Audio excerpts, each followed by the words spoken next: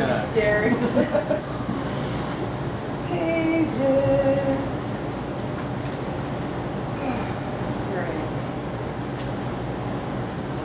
I don't do this one a lot, but it's really important to me. This is about things that don't get talked about. It's called Dragon Slayer.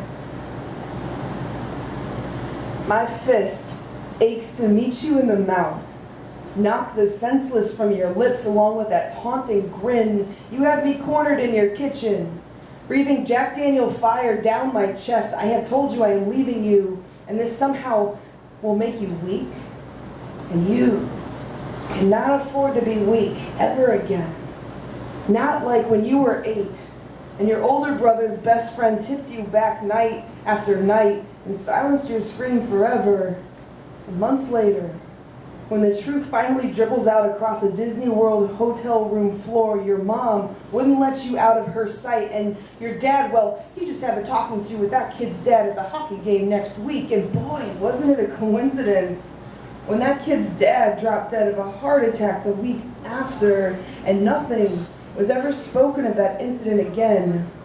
You see now that coincidence can be a killer, that history repeats itself, that stolen power can get buried with reputation. I'm sorry, no one ever called it rape before I did.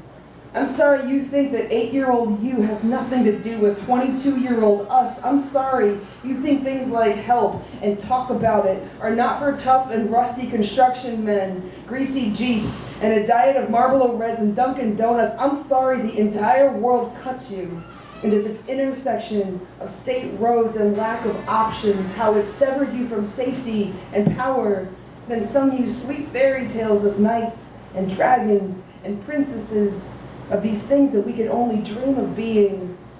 I was your princess once.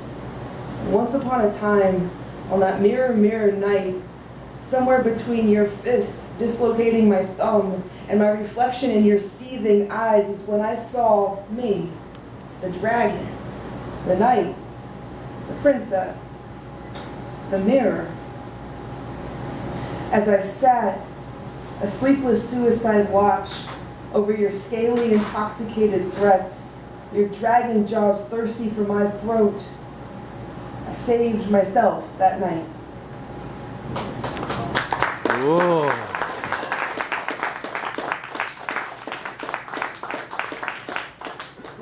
I like you all a lot. Thanks for clapping. I'm just going to read this one because it's important. I ever tell you something that you're just like, don't say that to me. It's complicated. Yeah. Never mind. I'm just going to read it. It'll make sense really soon. So after he says to me, your ass looks great in those jeans, I just thought you should know. Here's a list of things I start asking myself, such as, what did he mean by that? I should know that he didn't mean anything by it. Somehow I should know exactly what he meant by it. Sometimes I get tired of being my awesome self and not getting a second glance for it. So when that second glance comes with these tight jeans that lick the inside of my thighs, the ones that work it, that flirt with you so I don't have to, when the second glance comes with this tight t-shirt hugging the good bra, tits out, look at them, not me, them. When I become only curve, something to grip, to pin down, to increase friction, I need to ask myself, these clothes, this body, who are you working for anyway? Did you catch that I am not my body? It's an okay, cute looking lady body in the right shade of numb. Nothing a little wax starvation and extra shots can't clear up. But these tits and hips have yet to squeeze tight enough into any body that looks like any body I recognize in the mirror. Is this how it begins? Is this where we get drunk, fall into bed together, and wake up committed to each other and terrible to ourselves 3 years later? Is this where I start using again just to keep from sobbing when we fuck? What will you do when you realize I forgot to shave?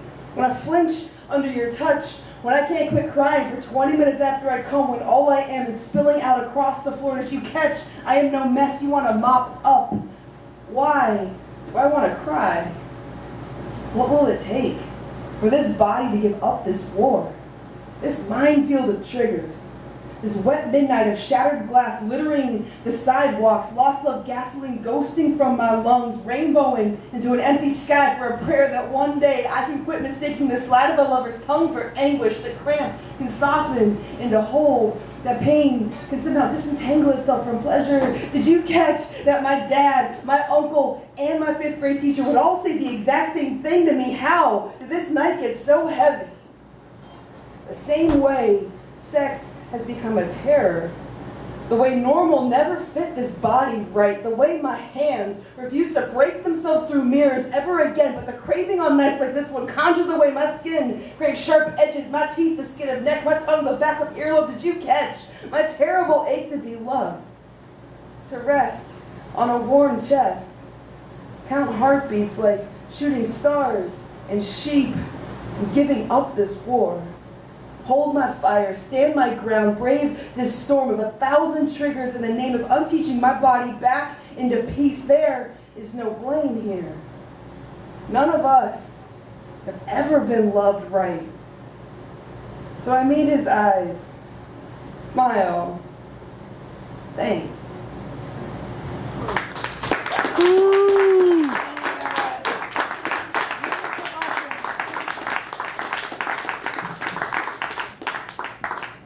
Sticking with me, y'all are so fun. All right.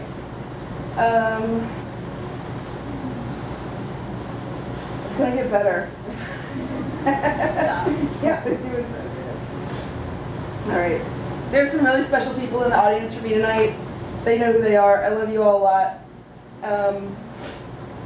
There's this little thing that I do called a wind walk, and what I did was I asked a question and then I go for a walk and I just notice what I notice.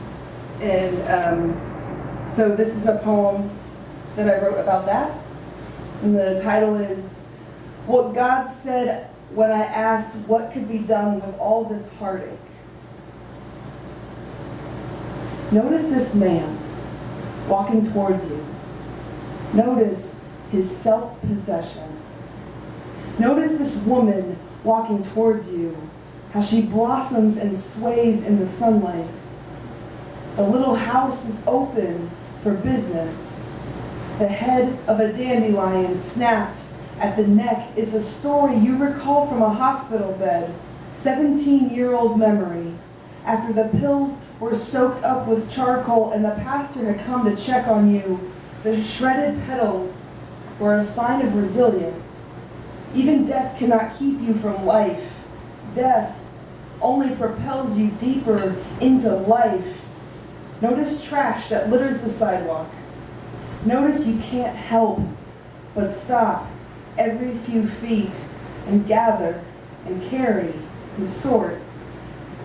Tear the house down. Admire the layers. Bone, muscle, fascia, dermis. Fear for the trees, ducking from the weight of wreckage gathering around their trunks as the wet gaping mouth of backhoe collapses, slams sloppy over and over into quaint, crafted foundation. The puppy, splayed into rustle of last season's paper windfall. Intent, his gaze quickens upon you. Play, too. Belly down, earthbound. Here's $1. Folded and fallen onto the sidewalk. It says, trust.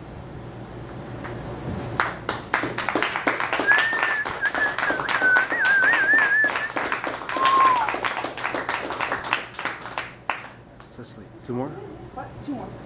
Good? Yeah. Yes. Unless you want to do 3. I'm all night, you know it.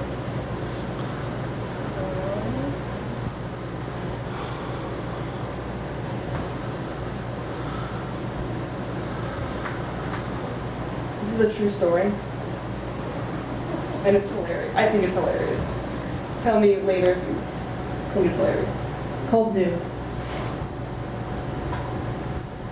When one gets lost in the woods on a new moon, and whispers of darkness press upon your throat, burrow into your ears, pause, bow, Touch the earth. Amidst looming trees and midnight, remind yourself of where you will one day return. Remind yourself that you've never left. Remind yourself that you are constantly being held to the earth, by the earth, and the laws of nature and love. Stand up then and surrender. Start walking by inch or by stride. Be led by your heart, your sense. The only thing to take in is the void of light. Keep your eyes and chin up. You are being watched. Keep your hand outstretched.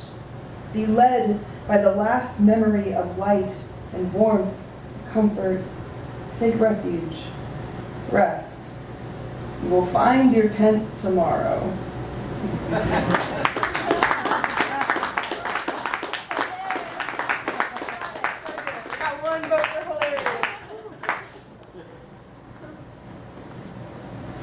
So speaking of God. Oh no. You will never guess where I found God. I'm going to tell you. So I found God in chemistry class. Here I am, new to ninth grade in the concepts of independent thinking, sitting in chemistry class being lectured on the content of things. What is it we humans are made of? Sliding down the spectrum of deconstruction, we've got organs, cells, organelles, molecules and atoms, protons, neutrons, electrons, neutrinos, and quarks. Suddenly I am off the deep end. Awestruck, slack-jawed, sun staring into infinity, and the inquiry begins. How is it that there is more space inside of an atom than there is actual matter? And how is it that all this space and tiny bits of matter yield themselves to this gravitational dance between dynamic zooming electrons and magnetic cuddling clusters of nuclei? What holds all that together? You see, an atom knows what it needs to exist. And it will always find the easiest route to getting those needs met, which is to sit down next to another atom, scooch in a little closer, and swap electrons like peanut butter sandwiches on the playground. You see, the way an atom becomes whole is to become open, hollow-wristed, naked in its element, trembling with trust that one day it will be filled by an electron, a force all its own, freestanding agent of divine flow, unquenchable shooting star barreling through space, leaving light waves in their wake. They go where they are needed. They create kamikaze balance in this seemingly fitful force of chaos, holding us all together by their willingness to be attractable and held on to for as long as needed, by their sheer devotion to light. And this all winds up making sense, that we are all complete chaos, set to a rhythmic pulse of waveform cycle in true need of connection. I feel like a hot college preacher just thinking about that moment. But God does not let you look in their face without catching you on fire and consuming you at the same time. So, when that cosmic God face dropped into my ninth grade heart, all I wanted was to be a part of everything. To fling myself wildly through space, to go where I was needed, to be a force of change that balanced things out. Dear God, make me an electron. But if I can't be an electron, then dear God, please send me one. This naked, quivering atom is all you see before you. All this space is drying out my insides. My nucleus is cracking open, splitting into nuclear fission, and I hear a thing like that can wipe the face of the earth clean. If it is so, that my true nature is to be a force of that much destruction, then dear God, please, make it clean. Make it quick. Make it brilliant. Make it last. I hear that cracks are the way the light gets back in. I hear that the universe is made of not of atoms, but of stories. So may our cracking nuclei splitting open birth light back into this world. May the telling of our stories be a force of change that balances things out. Everett, you're amazing. Thank you so much.